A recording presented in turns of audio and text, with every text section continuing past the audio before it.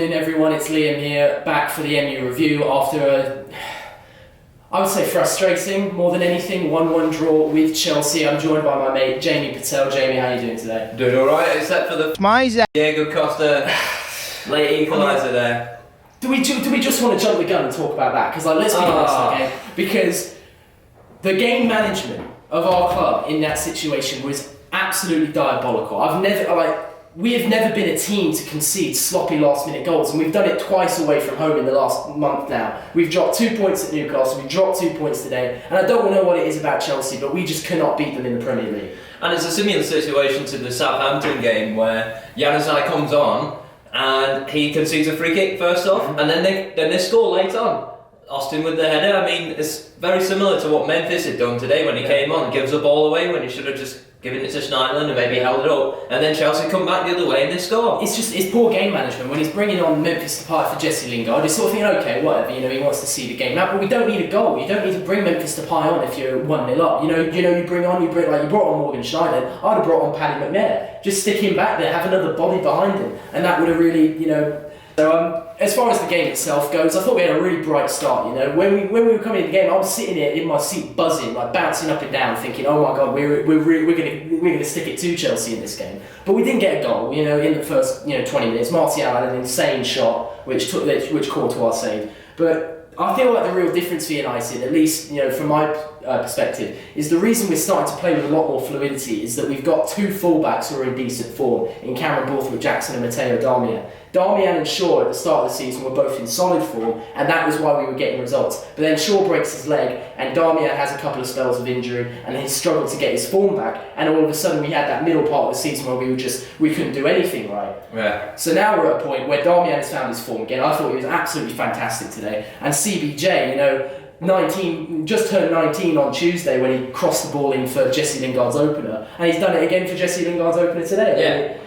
Luke Shaw's going to have some competition when he gets back for sure. Oh yeah, surely. And I mean, Luke Shaw's going to take a while to bring back himself to match fitness, having been on the sidelines for so long with his recovery process. But I've heard reports that he's coming back in March to team training, and it's a lot earlier than most people expected.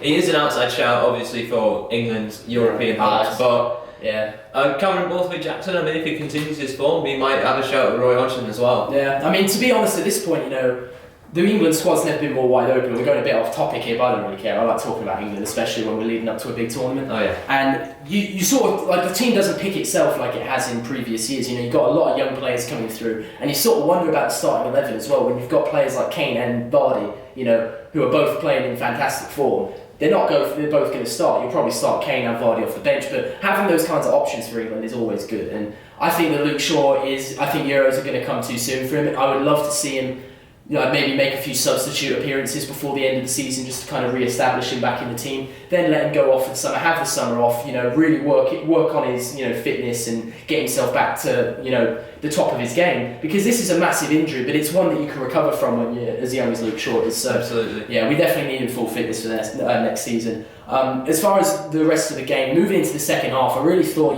Chelsea definitely grew into the game. We let them into the game a bit in the last quarter of an hour of the first half, and you could argue we were lucky not to go 1-0 behind. But as we came out in the second half, you just had that feeling that if anyone was going to score, it was going to be us, and sure enough, we did. My word, Jesse Lingard, you might as well retire now. Because you're never scoring a better goal than that. That was unbelievable. We went absolutely ballistic when that one hit the net. And it took us a second to realise it'd gone in. Yeah. We'd seen him turn on the two pence and then volley that in while he's falling to the ground. Lost his balance. And I looked at you and I was like, did that go in? Yeah. And then 2 seconds later, we're off of the seat. Yeah, it was unbelievable, because 5 minutes before that we were complaining and moaning about Thibaut Courtois, because that guy, there was in the game in December when we drew 0-0 with Chelsea, there was a time that Martial put the ball into the 6-yard box and Herrera makes a good contact to it and Courtois manages to save it, and he's a brick wall, you just can't get by him. He's absolutely outstanding goal, glanced off the post slightly before it went in, And as soon as that went in, I was thinking we're going to win this game. Yeah. That was the goal we needed. And going back to Courtois, we got a good man of the match performance to David De Gea. Yeah, What's the performance he had today? Saved us from going 3-1 down at some point. Oh yeah, I mean he's one of those players who, when he first came to the club, he was under a lot of criticism because obviously he was replacing Edwin van der Sar. That's a tough act to follow for anybody, and he had a couple of patchy seasons. But really, ever since last season really was when he became world class, and he single-handedly got us into the top 4. We all thought he was off in the summer, and he would have been if Florentino Perez had replaced the Real Madrid fax machine at some point in this century. But we ended up, getting a bit lucky having De Gea stay around, and he's proven again that it's not even like last season we were surprised, when he was starting to perform, we thought, wow, we've really got a player on our hands here. Now we just expect it of him, and he delivers. He's just Dave saves. He's one of the best goalkeepers in the world. Yeah, and I really hope that we can hang on to him. Obviously, the fact that we scored the goal, I thought, okay, we're going to win this game now because Chelsea didn't really look like they were up to much, but then we just sort of got pegged back and back and back, and for the rest of the game we were just letting them come onto us. And it's just we switched off, and it's just poor game management from a really good team. We a great performance today. Not one player had a bad game, no. And we've gone and drawn the game 1-1 against a Chelsea team. Let's be honest, this is the worst Chelsea team. Even though on paper they're the same team that won the title, this is the worst Chelsea team I have seen pretty much ever. Since before Mourinho, since pre-Mourinho, Premier League title, and the fact that we've dropped those points, it rankles me on such a deep level because this is not. That's not the Manchester United mentality. Man United, throughout my entire life and throughout your entire life, have been a side that did that to other teams. When we were playing badly and we're getting played off the park, we would nick a point or 3. But now we're the team who, even when we're playing well, we can't get 3 points at Stamford Bridge, and that's not acceptable. We've got to fix the mentality of this team. And the way the form Chelsea have been in recently, they're picking up, but they're not playing top teams like Manchester United, Spurs. They got hammered by Spurs. They got last season. And it's just ridiculous the way that we've been giving away points like that. Yeah. Especially the way the goal. Let's go to the goal as well. Yeah. The Diego Costa equaliser was a bit of a poor defensive mishap. It's just a cluster. Yeah. They all kind of gathered on the box on the line, and then Borthwick Jackson is stayed behind and not played with the line. Blind's come up way off to try and win the ball, and then ends up falling on the ground. Yeah. And the ball just slips through from Fabregas. Yeah. Borthwick Jackson plays on Diego Costa. Ivanovic is definitely offside. Yeah. So I saw a few people on Twitter were arguing that Diego Costa's goal should have been ruled for offside because Ivanovic was offside. He was nowhere near the ball, so no way are they going to call that. And then it's just simple from there. Borthwick Jackson makes a good attempt to try and stop it from happening, but nothing David De Gea can do once he's off his line and Costa's round him. Yeah, the thing that annoys me about the goal is that, Jesse Lingard's goal was worthy of winning that game, let's be honest. We deserved the win, we got a good goal, and then we piss it away, not by them picking us apart. We concede a goal because of a sequence of unlucky mistakes, really, because Cameron Borthwick Jackson, we've given him a lot of praise, and rightfully so. The lad is 19 years old. He's looked the part, and he's really played maturely for a player who's been thrust into the first team since Young and Luke Shaw have been out. And he got the assist today, so I'm not going to sit here and battle him. But that is a 19-year-old mistake. To just switch off in the 92nd minute after having played a full game, where you've played brilliantly, all it takes is that one mistake. He's half a yard behind the line of defence. If he's up there with Blind not Blind, but with Smalling and Darmian, Costa's offside, we get a free kick, we win the game as far as I'm concerned. And that happens, but it's not even just that. There was a combination of things that had to go wrong for us to concede that goal because we were playing that well. We needed the sequence of mistakes in order to bottle it, and that's what we did. Like you said, Blind comes forward to try and tackle Fabregas, and he probably would have been able to tackle him if he hadn't, gotten put on the slick surface. And then it comes through to Costa, and funnily enough, Borthwick Jackson almost makes up for it. He makes a cracking tackle, but that puts it into the path of Costa and puts it round De Gea, and Costa goes and scores. And you're just thinking, even though he's made a good tackle, in a way, he kind of gave Costa the assist there, because I have a feeling that De Gea probably would have saved it. Even from point blank range, De Gea might have saved it. So you can't blame Borthwick Jackson too much. You can't really blame Blind too much. It was just unlucky, and it was just that is how Chelsea get points. Yeah, they are the ugliest team, with the ugliest centre forward in anyone in the Premier League, and It's irritating. I'm very upset about it. But ultimately, in the big picture, a draw at Stamford Bridge is never anything to pull your hair out over. We played very well. But the way in which we give the points away is something to pull your hair out. Yeah, it is, and I'm going to be pulling my hair out. I've got a lot of it to pull off. Yeah, seriously. But yeah, we've got 3 months left in this season. We're 12 points off top. We can forget about the title race. Top 4, still very much an attainable goal. Yeah. But the question at this point is, when Leicester and Spurs are 1 and 2 in the league, who's going to drop out of the top 4 to allow us to get in? Exactly. Even with a great run of form, For me, I was looking at this month. We got 4 away games. This is the first of 4 away games we got coming up, and I was thinking we win this game, then we beat Sunderland.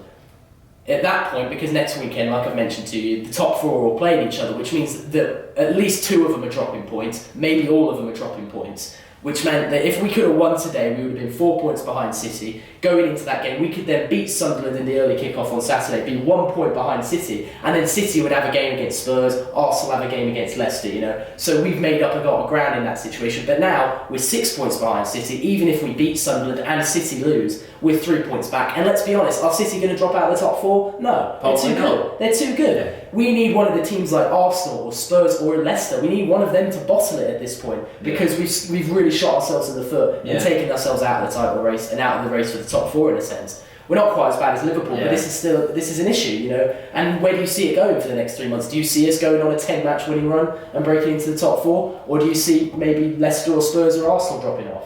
Well, surely we've got to continue with the form that we've been playing in, because let's be honest, even though we did drop points and that is disappointing, we played a brilliant game. Oh, we did. The first 20 minutes, absolutely bossed it, kept Chelsea back in their own half. I mean, towards the end of the last 15 minutes of the half, we did give them a few good chances to go on and give a goal against us. But I mean, second half came out firing again, and then got a goal about 20 minutes in. Yeah.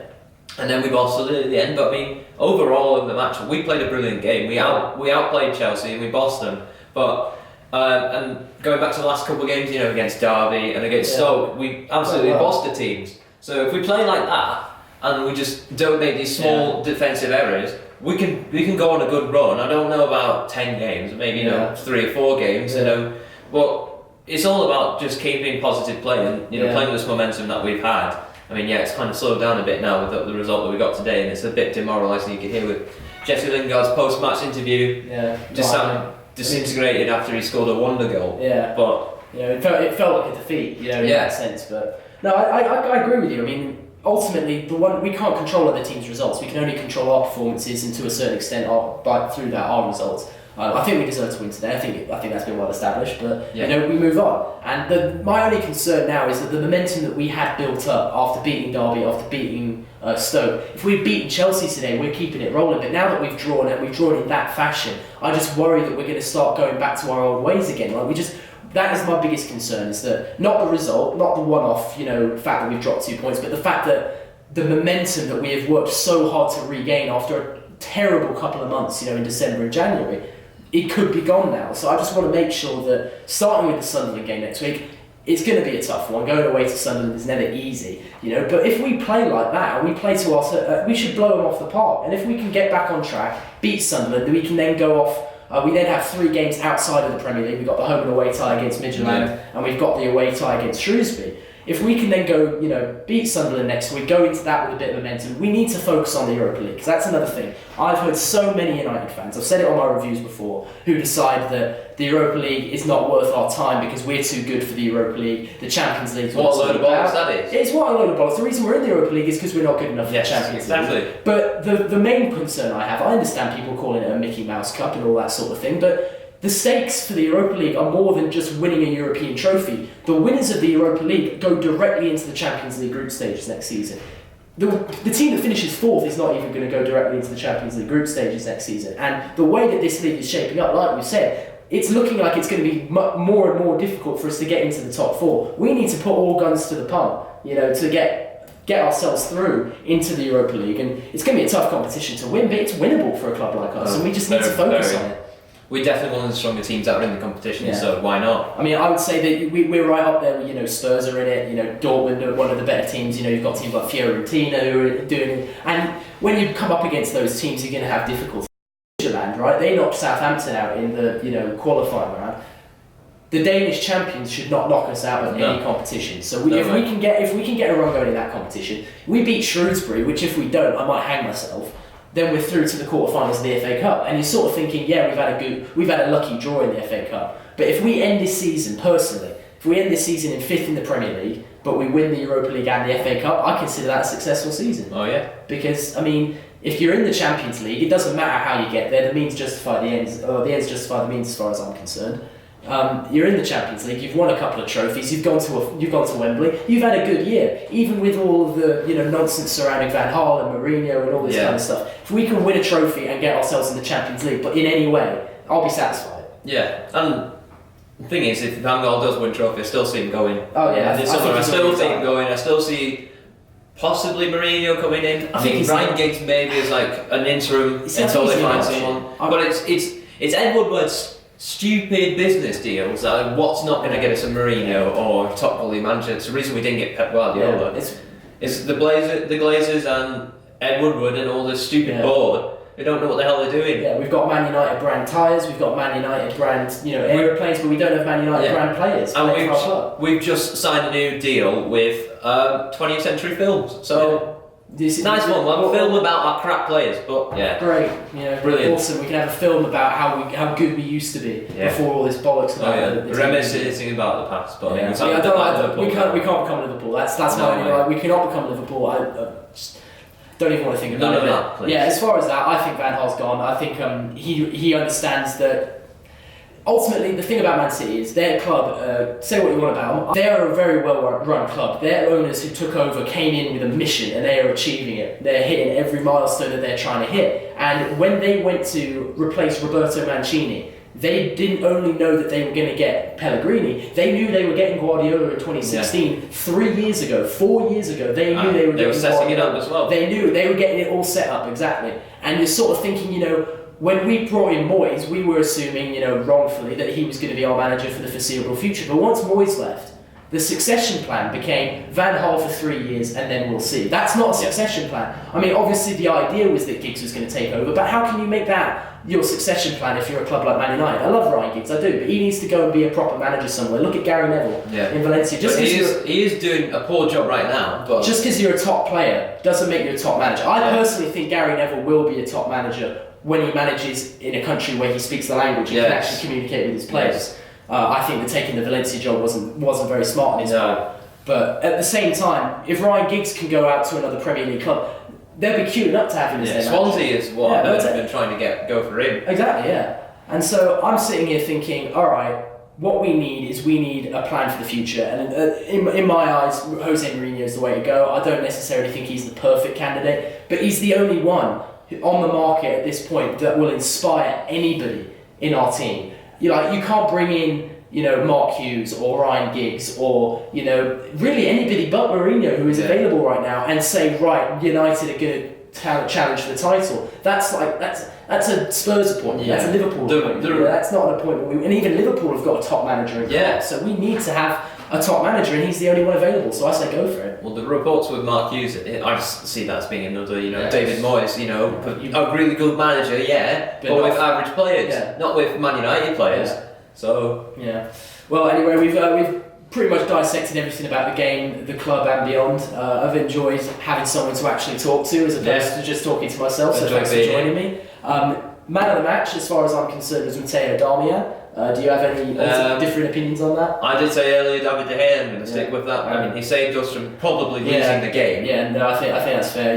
The reason I gave it to Darmian is just because I was going to give it to him against Stoke, but Martial obviously kind of made that decision for me. I think Darmian's been brilliant since he came back from injury, and I hope he continues it. But very much enjoyed doing this. If you enjoyed the video, like, comment, subscribe, share, all that nonsense, and we'll see you next time. See ya.